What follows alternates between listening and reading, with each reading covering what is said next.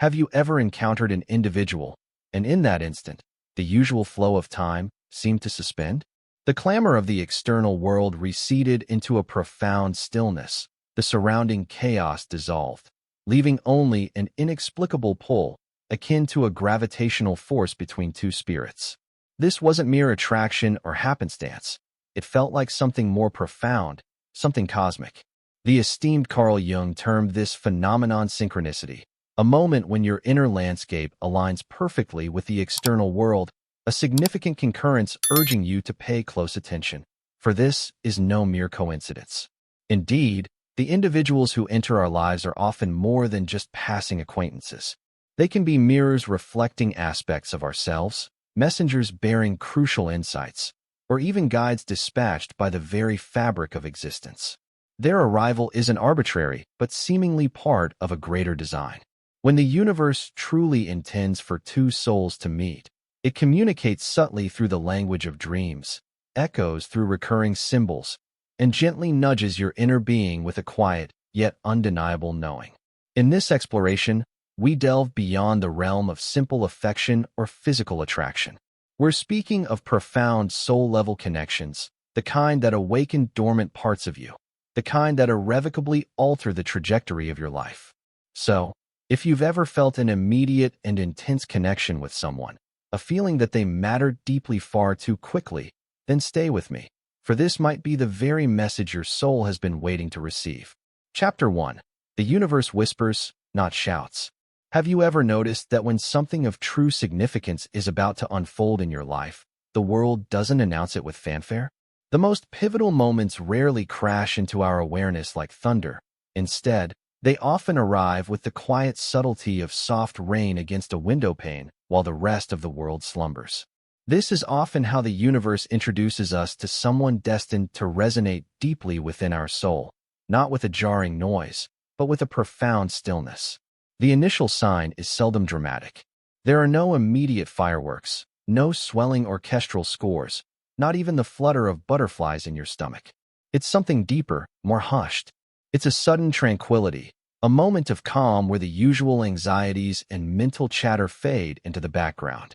In that quietude, an inner knowing simply arises. You meet them, and it's not primarily about their physical appearance or their words. It's about the energy that emanates between you. It feels strangely familiar, as if your souls have encountered each other before, even if your conscious minds haven't.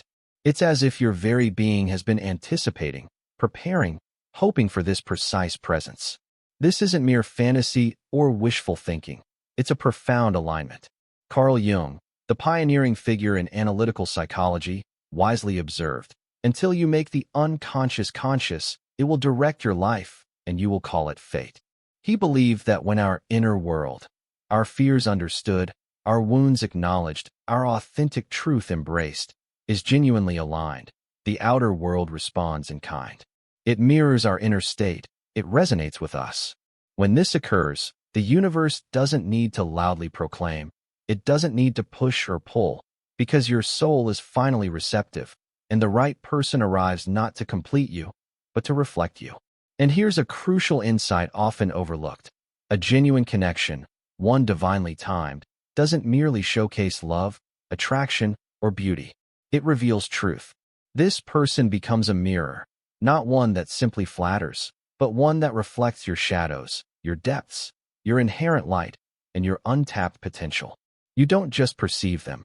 You perceive yourself through their presence, perhaps for the very first time in your life. This isn't infatuation. It's a profound transformation, and it all commences with a whisper. Chapter 2. The synchronicities are too precise to ignore. Consider this. You find yourself thinking of them, and unexpectedly, they send you a message, not hours later, not the following day, but in that very moment, as if the universe itself has read your thoughts. You glance at your phone to see a missed call from them.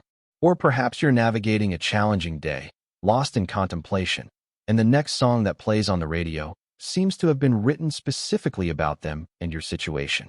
You pause, a sense of awe washing over you, as if something or someone is attempting to communicate directly with you. And it doesn't end there. You step into a crowded space, a bustling train station, a quiet bookstore, a a busy airport you've never visited before, and somehow, amidst the throng, they are there. Your eyes meet, and it doesn't feel like a random occurrence. It feels orchestrated, as if life itself has been anticipating this precise intersection. You begin to notice patterns, their initials appearing in unusual places, strangers mentioning their name in passing. You're not actively seeking these signs, yet they seem to seek you out. These aren't mere glitches in the fabric of reality. These are synchronicities, one of the most compelling concepts Carl Jung gifted the world. He defined synchronicity as a meaningful coincidence of two or more events where something other than the probability of chance is involved.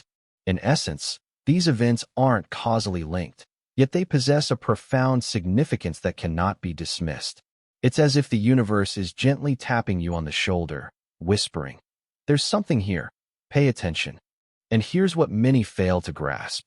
These signs don't manifest randomly for everyone. They tend to appear to individuals who are becoming more conscious, those aligning with their authentic truth, those beginning to awaken to a reality beyond mere logic. When your inner world, your values, your desires, your very soul, is in alignment, the outer world begins to respond. And that response often takes the form of a person, a kindred spirit, a mirror, a presence that persistently reappears, not to confuse you, but to awaken something profound within you. This isn't about superstition. It's about a form of soul-level intelligence that communicates through the language of symbols, patterns, and impeccable timing. When you're off course, the universe often presents obstacles, but when you're aligned, it clears the path, and sometimes, it sends someone into your life who defies logical explanation. Someone who makes you feel truly seen without uttering a single word. Someone who feels strangely familiar despite being newly met. Someone who activates a deep, buried, sacred, and ancient part of you. You may not understand why, but you find yourself unable to stop thinking about them, feeling drawn, connected, even challenged in inexplicable ways. You might attempt to resist it, doubt it, even deny it. But the universe continues its gentle prompting through significant moments, through recurring signs, through that unwavering inner knowing that this encounter is far from ordinary. Chapter 3. You don't just see them, you see yourself. Falling for someone often feels like an enchantment, a trick of the light. But what if I told you it's not solely about the other person, not just their smile, their presence, or even the way they make you feel? What if it's fundamentally about what they awaken within you, deep beneath the surface, where memories reside, where wounds lie dormant, where the parts of you that you've suppressed are still yearning to be acknowledged? Sometimes, we don't fall for a person as they are. We fall for the version of ourselves that comes alive in their presence. Carl Jung termed this projection, one of the most frequently misunderstood yet profoundly influential concepts in psychology. You see, each of us carries within us two aspects of the self: the persona we present to the world and the shadow self we often hide, even from our own conscious awareness. The unacknowledged light and darkness, the unresolved pain and untapped brilliance. When someone enters our lives, we unconsciously project aspects of this inner world onto them. The good, the bad, the broken, the divine. This is why we feel an immediate pull towards certain individuals, not because they are flawless, but because they embody something our soul has been searching for, something lost, something suppressed, something we've lacked the courage to confront on our own.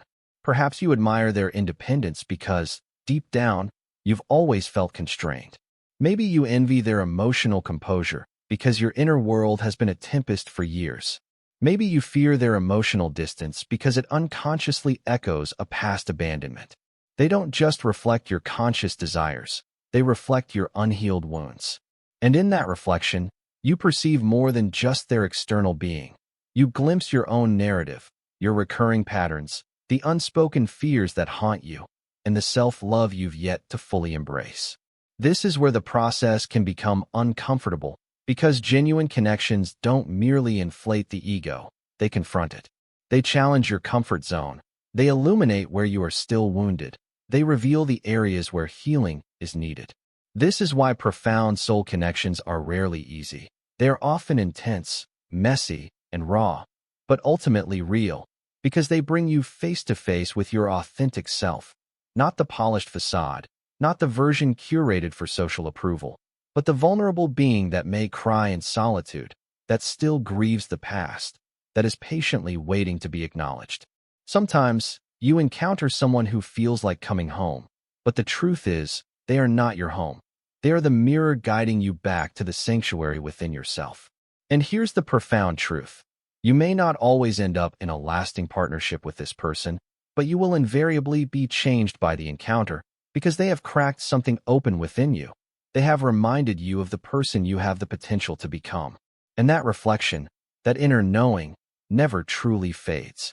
So, if someone has made you feel more alive, more vulnerable, more truly seen than ever before, don't just ask why they entered your life. Ask what they have awakened within you. Because perhaps, just perhaps, their purpose wasn't to stay, but to guide you back to your truest self. Chapter 4. The pain is proof of depth. Here's a truth often unspoken. When the universe sends someone truly aligned with your soul's journey, it won't always feel like a fairy tale. It won't always arrive wrapped in peace, comfort, or the flutter of butterflies. Sometimes, it will feel like an inferno, as if everything within you is fracturing. This isn't because they are inherently wrong for you, but because your soul is finally stirring from a long slumber. When someone touches your soul at a profound level, they don't just bring joy, they bring clarity. And clarity can often be painful, because you can finally see what you've been consciously or unconsciously avoiding for years. The protective walls you've built around your heart begin to crumble. The wounds you've buried so deeply that you've almost forgotten their existence rise to the surface. The coping mechanisms you've mistaken for strength begin to falter. Why? Because authentic connection doesn't adhere to the ego's carefully constructed rules. It doesn't appear solely to provide safety and comfort. It arrives to facilitate wholeness. And to become whole, you must confront the broken pieces. You begin to ask yourself questions you've long avoided. Why am I so afraid of abandonment? Why do I unconsciously push away those who genuinely care? Why does vulnerability feel so inherently dangerous? And you come to realize that you're not just falling for this other person. You're falling into the unhealed aspects of yourself. Carl Jung wisely stated, "One does not become enlightened by imagining figures of light, but by making the darkness conscious." In other words, true healing doesn't come from pretending to be all right. It comes from courageously facing what is not. And sometimes, the very person who makes your heart race is the same person who holds up a mirror to the pain you've long refused to acknowledge. They don't intentionally inflict hurt, but their presence illuminates what still requires healing within you. Perhaps their emotional reserve triggers your deep-seated childhood fears of rejection. Maybe their inherent strength exposes your own hidden insecurities. Maybe their moments of silence reactivate old memories of feeling ignored, unseen, or forgotten. But this doesn't signify that they are the enemy. It signifies that they are a profound teacher. And genuine relationships are not solely about blissful connection. They are fundamentally about growth. Because authentic love isn't meant to simply make you feel good. It's meant to make you better. Every trigger they activate within you is an invitation to heal, to reflect, to evolve. This is why pain, in this context, is not the final chapter. It's the beginning, the commencement of deep inner work, the genesis of profound transformation. You may find yourself journaling again, asking deeper questions, becoming more aware of your recurring patterns. You finally begin to learn how to truly love yourself, not because someone else tells you to, but because your soul now demands it. You cease running from the past. You stop externalizing blame. You take radical responsibility for your inner landscape. And in doing so, you grow in ways you never thought possible. This pain, in this context, is sacred. It's undeniable proof that the connection was real, because superficial encounters don't shake you to your core in this way. Only soul-level engagements possess this transformative power.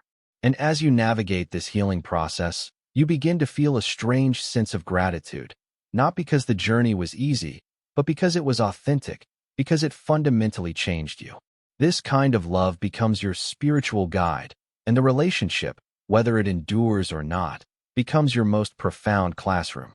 Not every love story is meant to last a lifetime, but some are meant to break you open so that you never again live a numbed existence. So, The next time you experience pain after encountering someone who resonates deeply within you, don't curse it, don't flee from it, don't try to suppress it. Honor it, for that pain is not a sign that something has gone wrong. It's a sign that something has finally gone deep. And it is in that depth that true healing begins. Chapter 5. The Shadow Awakens in Destined Love. Every single soul carries within it a silent tempest, not one that wreaks external havoc, but one that silently erodes self-worth. This storm is composed of the fragmented parts of ourselves we attempt to disown and forget, the jealousy we suppress, the neediness we feel ashamed of, the deep-seated fears we bury so profoundly that even we lose conscious awareness of them. This is what Carl Jung called the shadow, the hidden self, not the carefully curated persona we present to the world, not the idealized version our friends praise, but the authentic self we encounter in moments of quiet solitude, the one that may cry in the darkness, that flinches at the thought of abandonment, that feels a surge of panic when someone gets too emotionally close. For much of our lives, we keep this shadow locked away, concealed behind layers of humor, manufactured confidence, superficial smiles, and carefully filtered online lives. Until one day, someone enters our sphere, and not just anyone, but a soul connection, a destined presence. They don't merely walk into our external reality, they step into the very depths of our unconscious. And suddenly, the shadow we've long suppressed begins to stir, not to punish us, but to finally be seen and acknowledged. You might find yourself experiencing emotions that seem foreign, that contradict the image you've carefully cultivated. You might feel pangs of jealousy, even though you've always prided yourself on being secure. You might become acutely aware of your own neediness, despite building an identity around fierce independence. You might be gripped by the fear of losing them, even after vowing never to become emotionally dependent on another. And in that ensuing confusion, that internal emotional chaos, you begin to ask yourself, why am I reacting this way? What is happening within me? Here's the truth. Your shadow is awakening, and this isn't a breakdown. It's a potential breakthrough. This person didn't create the underlying storm. They merely revealed its presence because their energy, their very being, is powerful enough to draw your hidden truths to the surface. This is the profound work of soul-level love. It doesn't just celebrate your strengths. It also triggers your deepest wounds. It illuminates what you've concealed from everyone, including yourself. But here's a crucial shift in perspective. Not every emotional upheaval signifies something is inherently wrong. Some storms arrive to clear the stagnant air, to shake off the accumulated dust, to cleanse your soul of burdens it was never meant to carry. And some individuals enter your life not to complete you, but to reveal you, to dismantle the emotional walls you've erected, to crack the protective armor you wear, to whisper, look, this is who you truly are. This is where it hurts. This is what needs to be healed. Destined love isn't about perpetual comfort. It's about profound confrontation, not in a destructive way, but in a sacred, soul-evolving way. It presents you with your ingrained patterns and asks, do you wish to perpetuate them, or are you ready to grow beyond them? It brings your deepest fears to the forefront. Will you continue to run, or will you finally learn to trust? It exposes your need for control. Will you continue to cling, or will you surrender to something deeper and more expansive? And it is within that conscious choice that true growth is born. The shadow, once perceived as an enemy, transforms into a powerful teacher. The pain, once feared and avoided, becomes a clarifying mirror. You begin to embrace the parts of yourself you once loathed. You learn to hold compassionate space for your own vulnerabilities. You cease apologizing for being too much, and instead begin to heal the underlying reasons why you ever believed that narrative. This is the transformative purpose of destined love all along, not to provide you with a flawless partner, but to guide you back to the wholeness within yourself. So, the next time someone enters your life and seemingly shakes your very foundation, don't instinctively run. Sit with the discomfort, listen to the whispers of your shadow, and recognize that this love wasn't meant to be the final chapter of your story. It was meant to help you rewrite the foundational chapters of your authentic self. Chapter 6. Not all destined encounters are forever.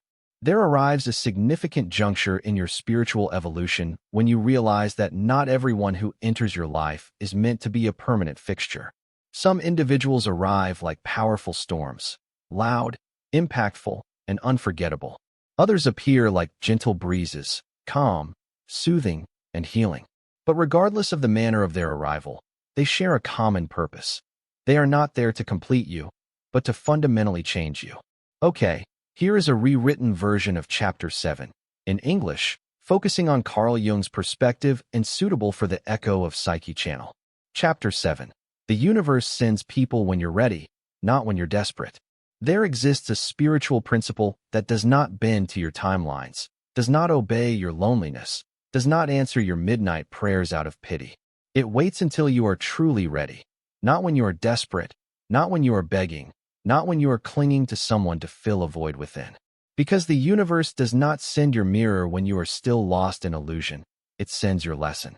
And here lies a stark yet liberating truth. If you are still entangled in self-doubt, still seeking external validation, still craving love as an escape from your own reflection, you will attract not a soulmate, but a reflection of your inner turmoil. Not a divine connection, but a test disguised as romance. For life does not respond to your words. It responds to your energetic state. Desperation attracts confusion. Lack attracts more lack.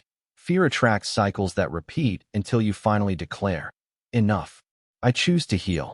This is often why individuals enter your life and seemingly break your heart. Not because the universe is cruel, but because your soul has embarked on a silent quest. Teach me what I have yet to learn. So, when you are still operating from a place of unhealed pain, from avoidance, from fear, the people who appear will mirror that. They will be inconsistent because you haven't found your own inner stability. They will be emotionally unavailable because you are still navigating your own emotional wounds. They will confuse you because your inner world remains clouded by doubt and unresolved issues. But then, a profound shift occurs. One day, after countless heartbreaks, sleepless nights, and self-betrayals, you cease chasing love. You stop pleading for someone to truly see you. You stop performing for connection. Instead, you turn inward. You embrace the silence. You confront your wounds. You begin the slow, sacred process of becoming whole, independent of external validation.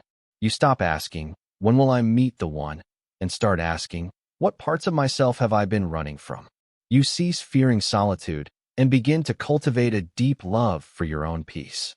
And it is precisely then that the universe responds, not with a clamor, not with fireworks, but with a quiet alignment. It is not a loud, chaotic dopamine rush draped in red flags. It is subtle, clear, like the soft vibration of a piano string finally resonating in harmony with another, like two souls humming the same ancient song after lifetimes apart. You will not feel the need to chase it. You won't overthink it. You won't question your worth in their presence, because they will not arrive to complete you. They will arrive to walk alongside the version of you that already knows, "I am whole. I am ready. I am no longer afraid of my own reflection." This is the essence of true connection, not addiction, not obsession, not chaos, but resonance. And from that moment forward, your life will be irrevocably changed, not because someone else saved you, but because you finally saved yourself. And the universe, in its infinite wisdom, simply responded to your healing, because that is the fundamental law. You do not get what you want. You get what you are aligned with. Therefore, heal, grow, release the noise, and become the version of yourself that no longer begs for love but attracts it effortlessly, simply by embodying your authentic truth.